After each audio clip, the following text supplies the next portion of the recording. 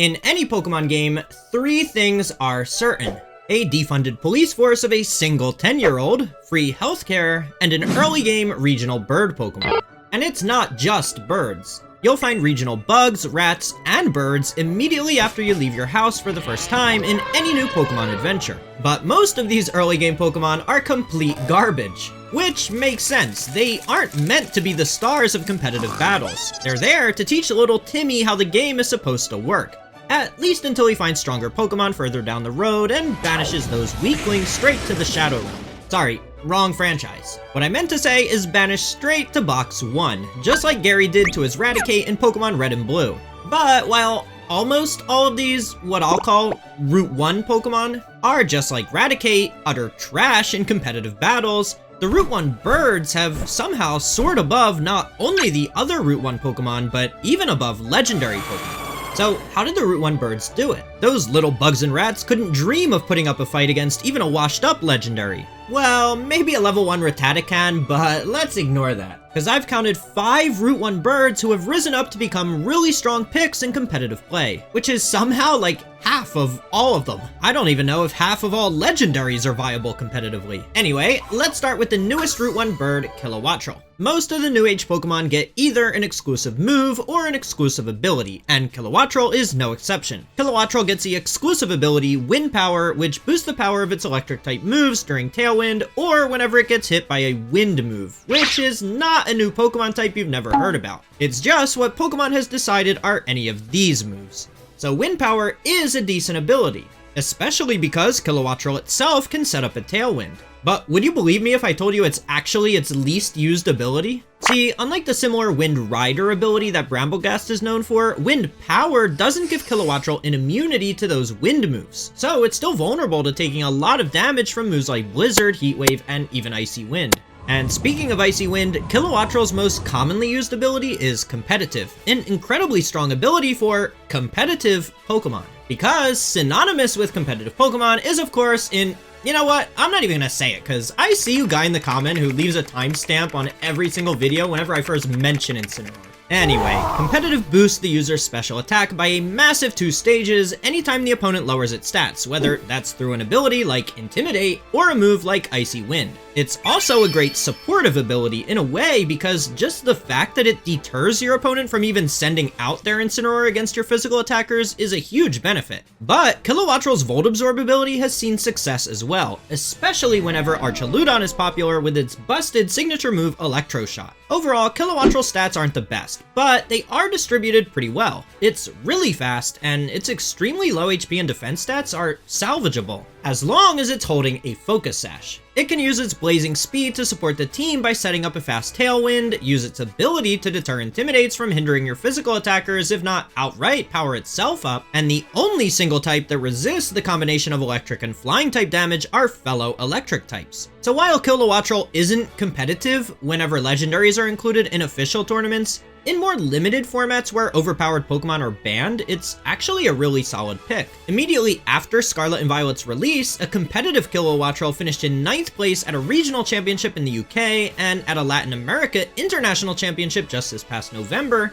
a Volt Absorb one also achieved a very respectable 12th place finish. Alright, next up is not only arguably the best Route 1 bird Pokemon ever, but one of the best Pokemon period of the last 10 years, Talonflame. Now, I've joked about this for those same last 10 years, but it's literally a joke just how bad Talonflame's stats are. I mean, it's frailer than not even fully evolved Dartrix, yet has a worse attack stat than Amoonguss. So how has Talonflame actually been good for so long? Well, let's go back to 2014 and look at Talonflame in its original state, because spoiler alert, it was actually so good that Game Freak hit the body hard with a tremendous, very powerful nerf. Talonflame has a really strong ability, Gale Wings, which gives any flying type move it uses an increased priority, allowing it to move before most other attacks. This is incredibly useful when supporting your team with Tailwind, as we know Pokemon like Tornadus and Whimsicott, who can also use Tailwind with an increased priority, have been really strong Pokemon historically as well. But Gale Wings is only active when Talonflame is at full HP, so it's an ability with some counterplay.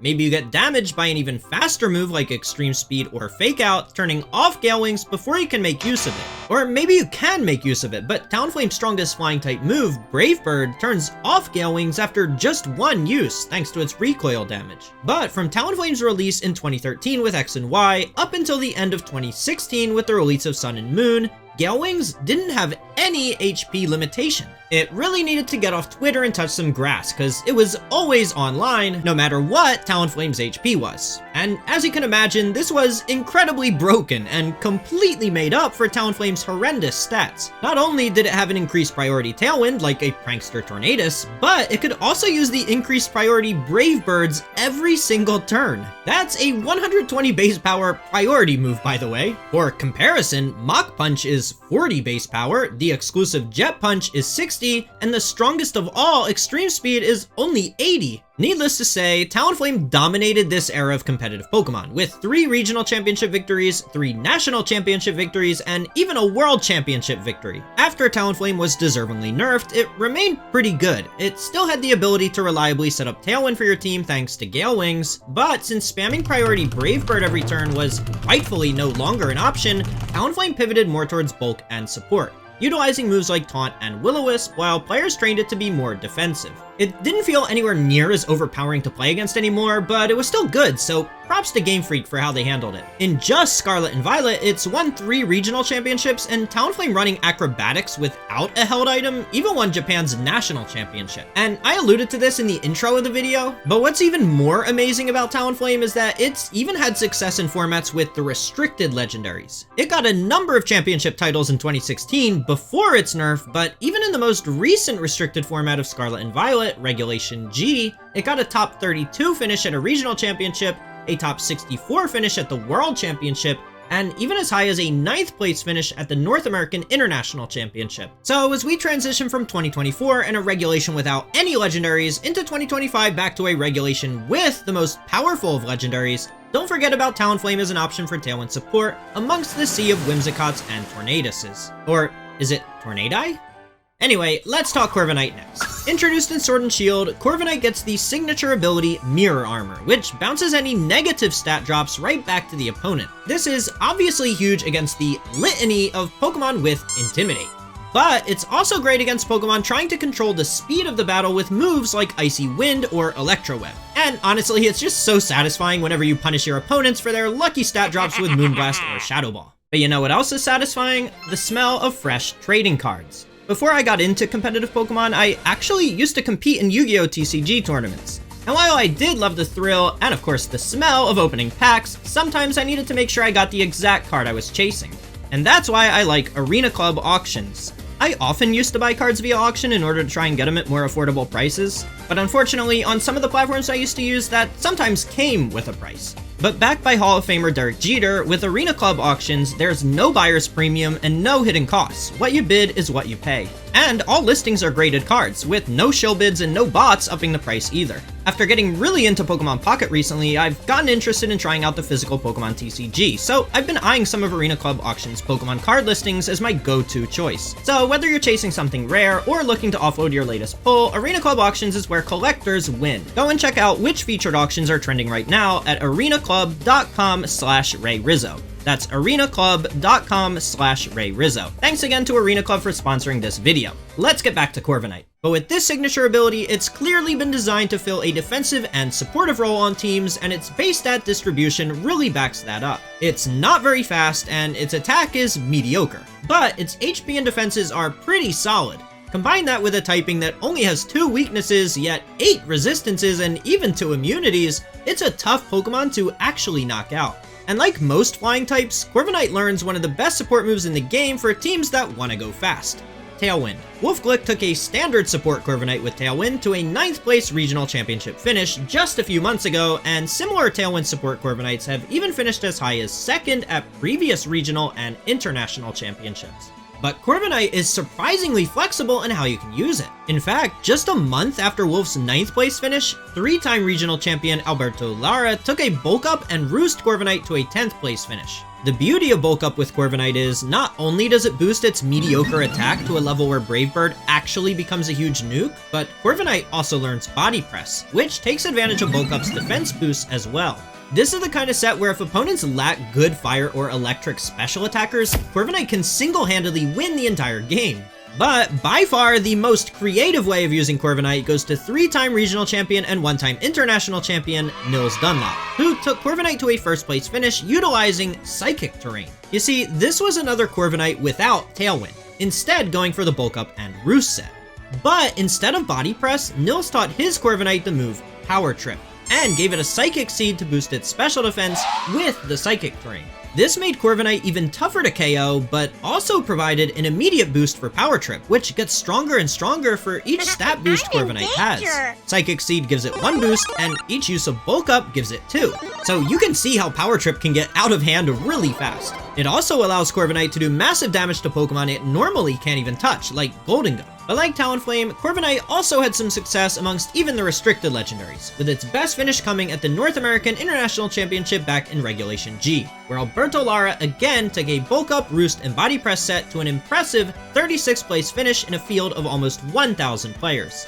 So maybe another Route 1 bird to keep an eye on as we return to these restricted legendary formats. Alright, this next Route 1 bird was a victim of the infamous Dexit in Sword and Shield, but prior to that has always historically been a decent Pokemon. I'm talking about Staraptor. Now, Staraptor has had a number of top finishes each generation it's been legal, even winning a national championship way back in 2014, but Generation 9 has probably been its worst. In fact, even banning all legendary and paradox Pokemon like Regulation H didn't help it.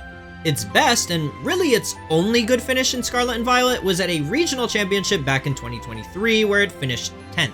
But Staraptor is a one-trick bird. It's used the exact same strategy for the past 20 years. A Choice Scarf as its held item to outspeed most other Pokemon, Brave Bird in close combat for big damage, Intimidate because we know how broken that ability is, and U-Turn for when it really wants to do its best Incineroar impression. But the one move that has single-handedly kept it relevant in competitive play is Final Gambit. Final Gambit is typically seen to assist teams that rely on setting something up. For example, with a Trick Room team where you have a really strong sweeper like Torkoal or Ursaluna waiting in the back, you're perfectly happy to trade a lead Staraptor for one of your opponent's Pokemon. Because not only does this remove a threat that could potentially stop you from setting Trick Room up, but a 1-for-1 trade benefits the Trick Room player, cause it reduces the number of Pokemon you need to KO during your limited 5 turns of Trick Room. Not to mention, it lets one of your powerful Trick Room sweepers hit the field for free, cause you won't need to risk taking big damage by switching it in. So there isn't anything wrong with Staraptor's singular strategy. The problem is that Scarlet and Violet brought us a better Pokemon that can do the exact same thing. Annihilape. See, Annihilape is also fast and strong, but its ghost typing means it's immune to Fake Out, a very common way to punish Choice Scarf Staraptor. Not only that, the most common Fake Out Pokemon is of course Incineroar, whose Intimidate severely weakens a physical attacking Staraptor.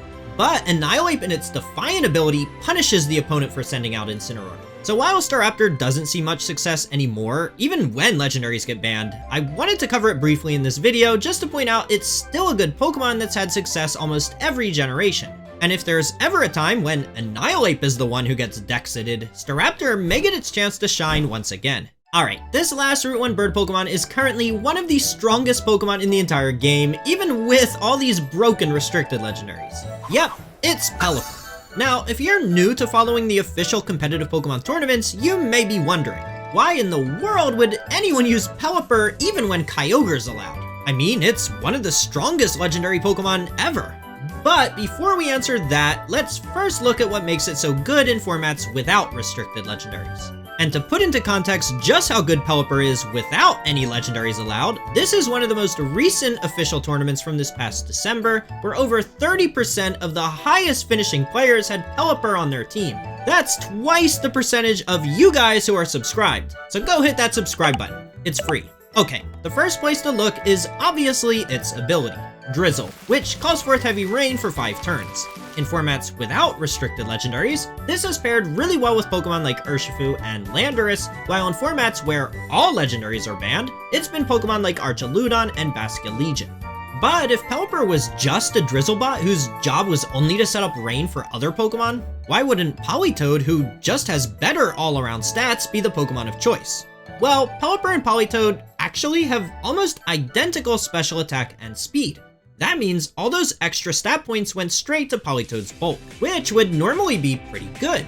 But Pokemon has one held item to compensate for that. I'm of course, again, talking about the Focus Sash, preventing it from being knocked out in one hit. So Pelipper's strength lies not in its stats, but its moves. And while Politoed can KO anything trapped in a karaoke room with it, it's tough to pull off unless your name's exactly Wolf Click. Pelipper though learns two of the best support moves in the entire game: Wide Guard and, again, Tailwind, with the former keeping its teammates safe from some of the game's strongest attacks, and the latter helping them move before opponents. But how about that comparison between Pelipper and Kyogre? Well, there's some similarity here. Like Politoed, Kyogre doesn't offer a team much support aside from the rain.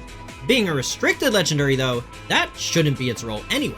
It needs to be the team captain, the main Pokemon relied on to dish out big damage. And to be fair, Kyogre does excel at that, but so do a bunch of other restricted legendaries. This is all to say that Pelipper and Kyogre just aren't competing for the same slot on a team. Because if you have Pokemon that want the rain in effect, like Urshifu or Landorus, you can get that from Pelipper in addition to its amazing support moves, without using up your one restricted legendary team slot. And honestly, Pelipper's Wide Guard gets even better in these restricted legendary formats. Astral Barrage, Glacial Lance, Terra Starstorm, so many of the most powerful restricted legendary's best moves are blocked by Wide Guard. And Pelipper's lower speed stat can even be a good thing, like on Trick Room teams utilizing Calyrex Ice Rider, just like the one that finished second at this past World Championship. And that's not even Pelipper's best finish. It's won 6 major official championships in Scarlet and Violet alone, 3 with restricted legendaries and 3 without.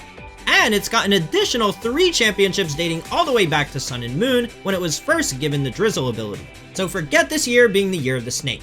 It should be the year of the bird, as Pelipper and all its Route 1 friends will no doubt continue seeing success all year long.